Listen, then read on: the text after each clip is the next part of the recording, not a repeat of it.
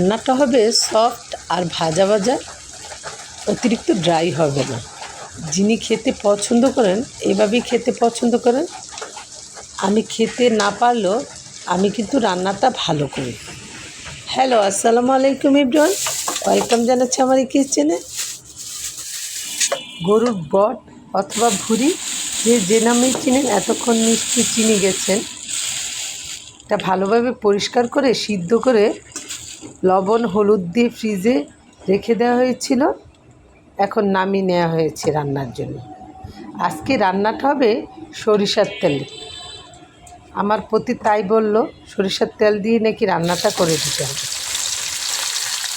আজকে রান্নার পুরো প্রসেসটাই আপনাদের সাথে শেয়ার করব।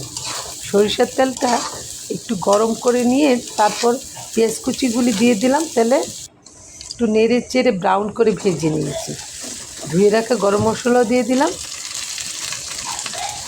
তারপর দেওয়া হলো আদা রসুন পেস্ট, অল্প একটু পানিও দেওয়া হয়েছে।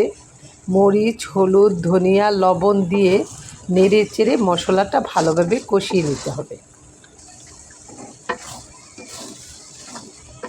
চুলার আঁচটা কমিয়ে রেখে অনবরত নেড়ে চেড়ে ভালোভাবে কষিয়ে নিচ্ছি।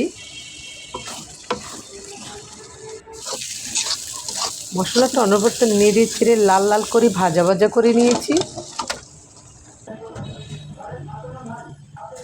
এদিকে অন্যজনের কাছ থেকে গিফট পাওয়া বটও আমি আলাদা প্যানে বসিয়ে দিলাম।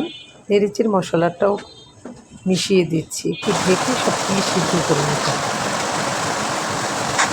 বাইরে প্রচণ্ড বৃষ্টি শুরু হয়েছে, আওয়াজ নিশ্চয়ই শুনতে পাচ্ছেন। এর মধ্যে কারেন্টও চলে গেল।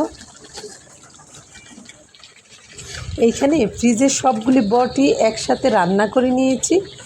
তারপর পরিমাণ করে খাওয়ার জন্য রেখে বাকি সব ফ্রিজে গুছিয়ে রেখে দেব।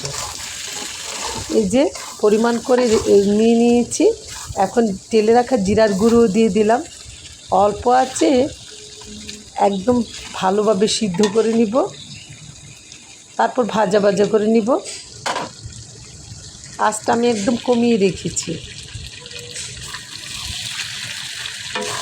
এরপর যে যারা আলু খাবেন ওরা ছোট ছোট করে কেটে বটের সাথে দিয়ে দিবেন এবং ঢেকে আস্তে ধীরে একদম তেলের সাথে ভাজা ভাজা করে নেবেন আলুটা, তাহলেই খেতে মজার হবে।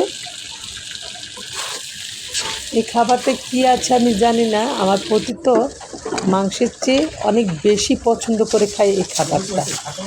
আমি ওর খাওয়া দেখলেই বুঝতে পারি যে খুবই মজার একটা খাবার। আর এদিকে আমিও ওর মনের মতো করেই এই খাবারটা রান্না করে দেওয়ার চেষ্টা করি। সবাই ভালো থাকবেন, আল্লাহ হাফেজ।